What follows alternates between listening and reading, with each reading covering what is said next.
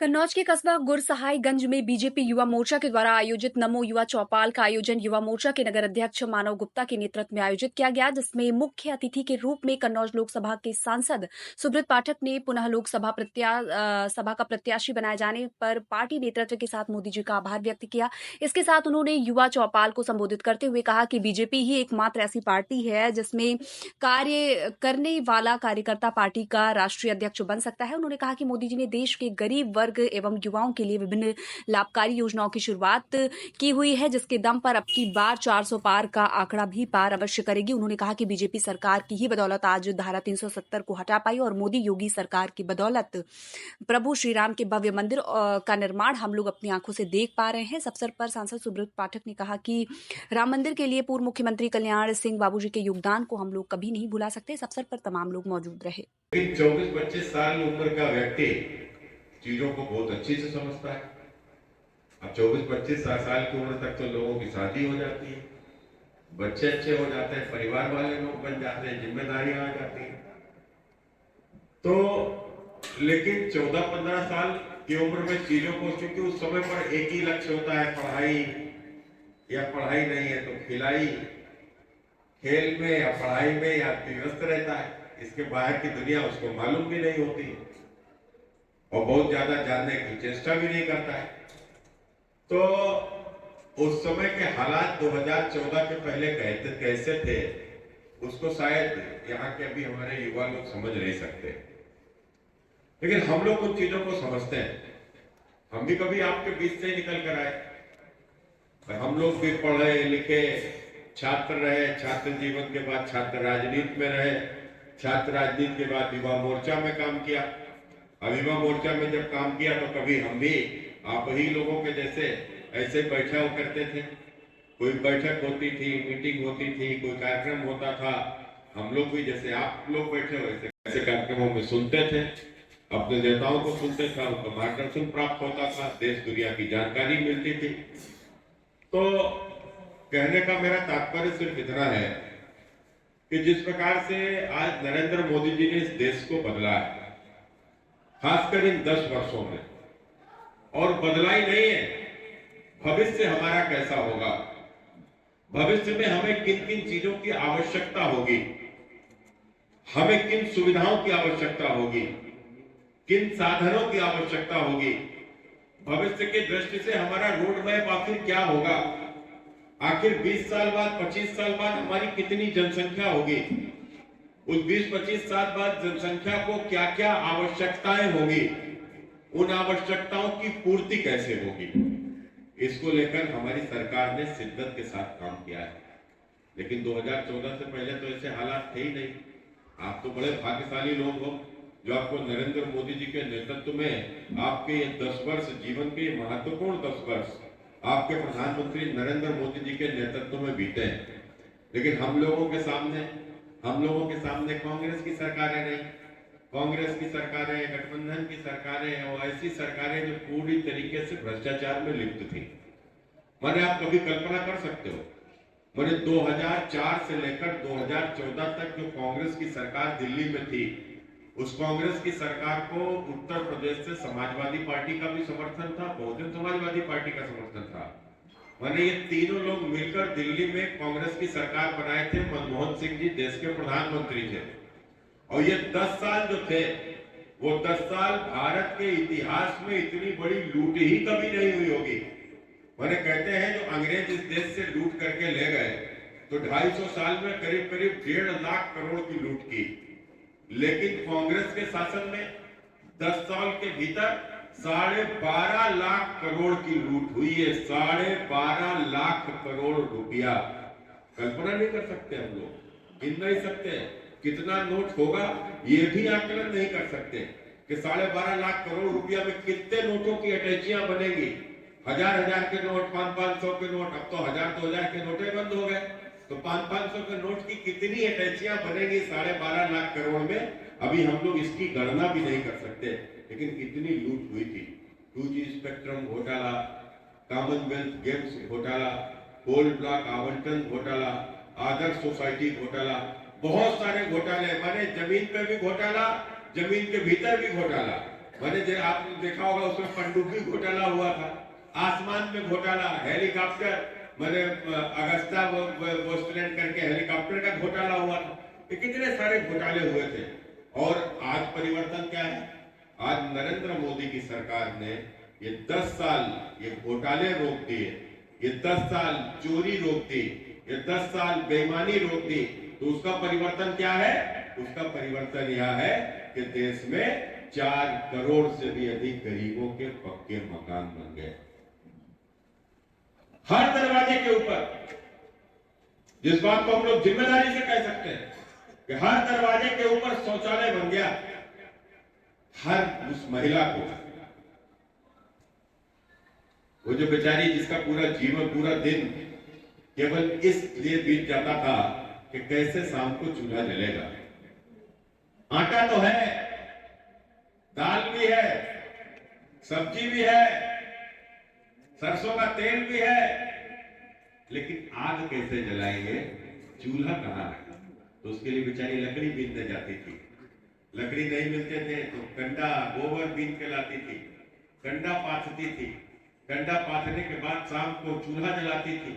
पूरे घर में धुआं भरता था, खुद को खांसी आती थी और साथ में घर में रहने वाले लोगों को भी आंखों में आंसू आता था। तब चूल्हा जलता था, घर में भोजन बनता था। एक टाइम भोजन बनता था, दूसरे टाइम के लिए रख लिया जाता था कि बार बार आके चूल्हा कैसे जलेगा।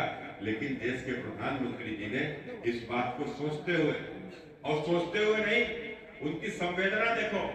जब उन्होंने बलिया से इस कार्यक्रम का शुभारंभ किया तो बलिया में उन्होंने इस बात को कहा कि जब मैं छोटा था और उस समय पर वो शाम को जब चूल्हा जलाती थी तो पूरे घर में धुआं भरता था, माँ भी खांसती थी, हम लोग भी खांसते थे, और चूल्हा फूंकते फूंकते माँ को जब आंसू आते थे तो मैं सोचता था कि हे ईश्वर, मुझे इतनी ताकत देना कि मैं अपनी माँ के साथ साथ अपने देश भर की माँ बहनों के आंसू पोंछ सकूं। और ईश्वर ने उनको ताकत दी।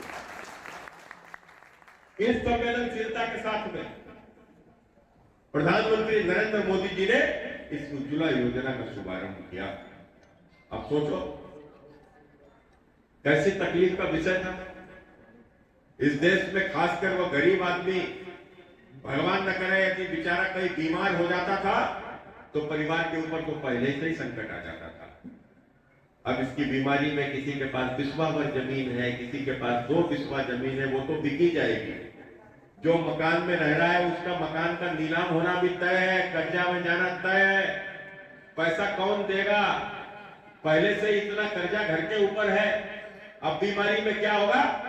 10-20 हजार के भी अभाव में मृत्यु सुनिश्चित है, कोई बचा नहीं सकता। या हालात उन बेचारे गरीबों के हुआ करते थे। लेकिन देश के प्रधानमंत्री नरेंद्र मोदी जी ने ऐसे गरीबों को चिन्हित करते हुए 5 लाख रुपया सालाना इलाज के लिए आयुष्मान योजना का रिकॉर्ड बनाने का काम किया। लेकिन सरकार का दुनिया की सबसे बड़ी बाजार भारत, लेकिन भारत में उत्पाद जो हम जिनको हमारे दैनिक उपभोग में इस्तेमाल होने वाले वो तमाम सारे उत्पाद जो सुबह से लेकर शाम तक हम इस्तेमाल करते थे, वो चाहे सुबह टूथपेस्ट इस्तेमाल करते हो और चाहे रात को सोते समय नाइट क्रीम इस्तेमाल करते हो, सारे के सारे उत्पाद सब बाहर से बन के आते हैं। मतलब यहाँ तक कि जो हमारे हाथ में जो मोबाइल होता था, यह मोबाइल भी बाहर से आता था। अब आप बताओ, इस्तेमाल चीजें हम करें, बने चीजें बाहर, और जब बाहर बनेगी तो रोजगार किसको मिलेगा? स्वाभाविक है बाहर के व्यक्ति को रोजगार मिलेगा। लेकिन हमारे प्रधानमंत्री जी ने तय किया कि हम लोग लोकल फॉर वोकल, लोकल की चीजों को बढ़ावा देंगे और कहीं दुनिया से भी टेक्नोलॉजी लानी पड़ेगी, हम टेक्नोलॉजी लाएंगे, लेकिन इंडस्ट्री हम हिंदुस्तान में लगाएंगे। और उन्होंने इस योजना को नाम दिया मेक इन इंडिया। आज इस मेक इन इंडिया योजना के माध्यम से अब जो हमारे देश में मोबाइल जो बाहर से आते थे, अब बाहर से नहीं आते बल्कि हमारे देश से बाहर भेजे जाते हैं। एक इतना बड़ा परिवर्तन 10 सालों में आया है। तो आप सोचो, जो मोबाइल कभी बाहर से बन के आते थे, अब वो मोबाइल हिंदुस्तान में बन रहे हैं। तो जब हिंदुस्तान में बन रहे हैं तो रोजगार किसको मिल रहा है? हिंदुस्तान के लोगों को रोजगार मिल रहा है। एक इस प्रकार की दूरदर्शी सोच रखने वाले देश के प्रधानमंत्री।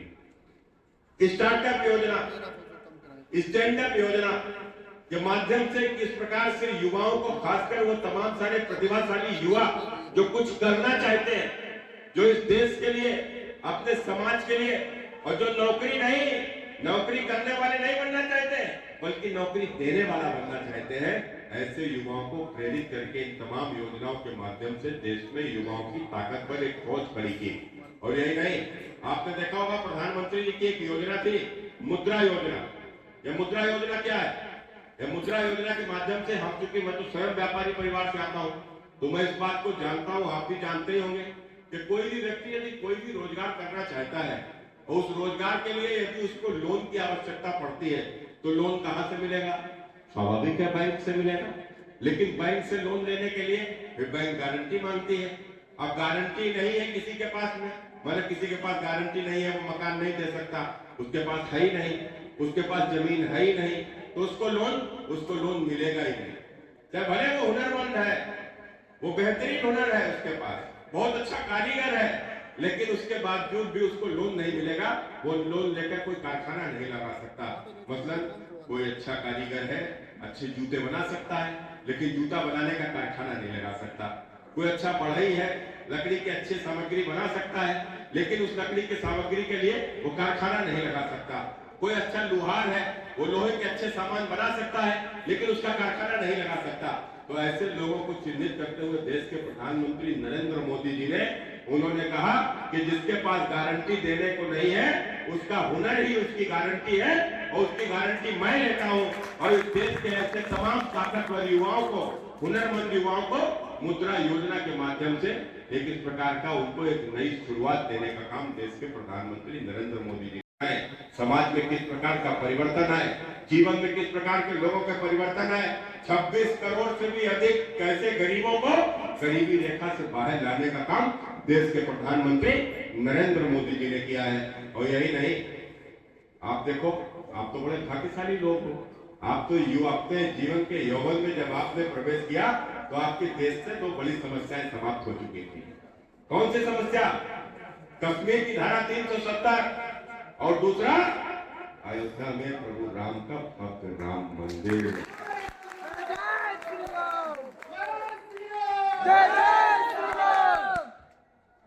ये तो ऐसे मुद्दे थे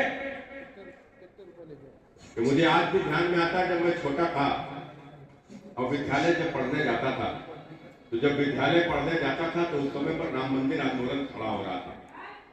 और राम मंदिर जब आंदोलन खड़ा हो रहा था तो उसके साथ साथ हम लोग भी धीरे धीरे बड़े हो रहे हैं।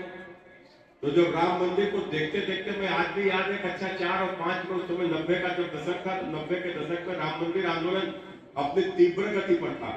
तो मैं जब विद्यालय जाता था तो विद्यालय पर हम लोग नारा लगाते थे, और वही नारा जो विद्यालय से सीख कर आते थे वो आकर अपने गांव, अपने मोहल्ले में गली गली घूमकर हम लोग अपने 10-15 बच्चे इकट्ठे हो जाते थे स्कूल से आने के बाद, और बस्ता घर पे रखने के बाद में, और हम लोग निकल जाते थे मोहल्ले में और नारा लगाते थे कि राम लला हम आएंगे, मंदिर वहीं बनाएंगे, बच्चा बच्चा राम का, जन्म भूमि के काम का। यह नारा लगाते हुए हम लोग बड़े हुए। और यही नहीं, उस समय पर एक नारा हम लोग स्कूल में और लगाते थे कि जहां हुए बलिदान मुखर्जी, वह कश्मीर हमारा है, और जो कश्मीर हमारा है वह सारे का सारा है। अब कश्मीर क्या है पता ही नहीं था, कश्मीर कहाँ है पता ही नहीं था। अब भाई कक्षा 4-5 के बच्चे को क्या मालूम होगा कश्मीर क्या है? कक्षा 4-5 में पढ़ने वाले बच्चे को कौन जानता है श्यामा प्रसाद मुखर्जी कौन थे? कुछ पता ही नहीं था, लेकिन फिर भी नारा लगाते थे। और नारा लगाते लगाते जब बड़े हुए तो समझ में आया कश्मीर क्या था। अरे कश्मीर तो हमारी भारत माता का मस्तक है, हमारी भारत माता का मुकुट है कश्मीर।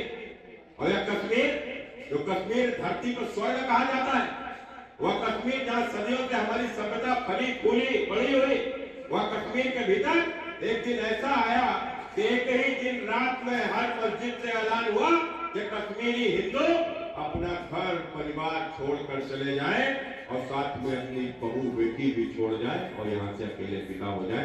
एक रात में ऐलान हुआ, और 4 लाख से भी अधिक कश्मीरी रातों रात अपना घर परिवार, मकान, दुकान, जमीन, जायदाद सब कुछ छोड़कर चले गए।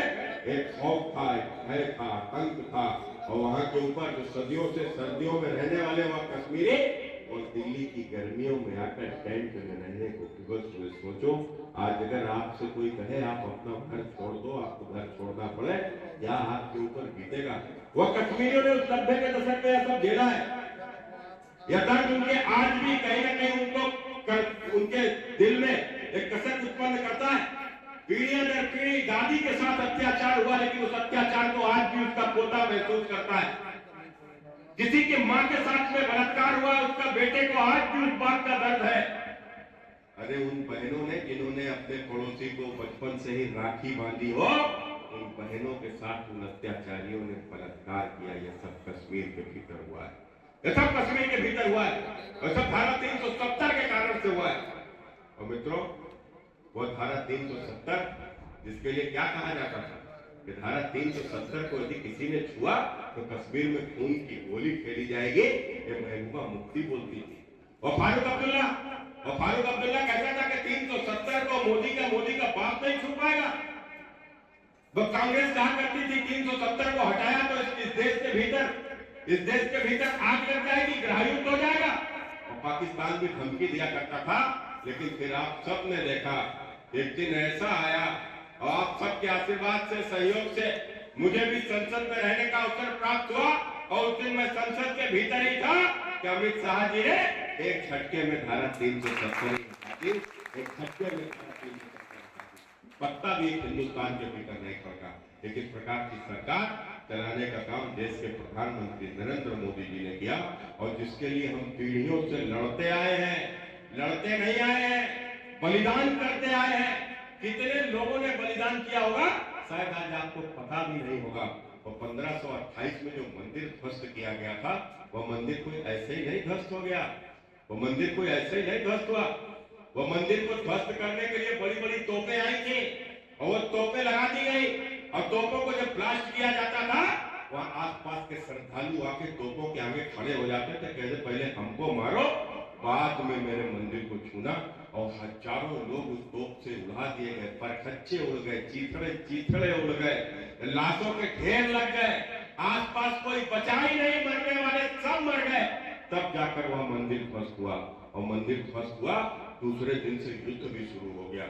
मित्रों, आसपास से जो कोई भी सुनता था, छोटी मोटी सेना लेकर 50 आदमी, 100 आदमी, 500 आदमी, जिसकी जो कुछ क्षमता थी वो लेकर महिलाएं तक आकर लड़ने लगी, और लड़ने लगी, इतनी विशाल सेना से मरने लगी, मारी गई। वो लड़ाई जारी रही, बाप के बाद बेटा लड़ा, पीढ़ी दर पीढ़ी संघर्ष हुआ, लाखों लोगों ने अपने प्राणों का बलिदान दिया। तब जाकर आज यह दिन हमारे आंखों के सामने आया कि वहां के ऊपर भव्य राम मंदिर का निर्माण हुआ।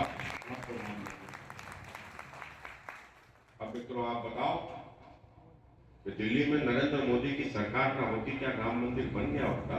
नहीं, कल्पना भी नहीं की जा सकती थी मित्रों।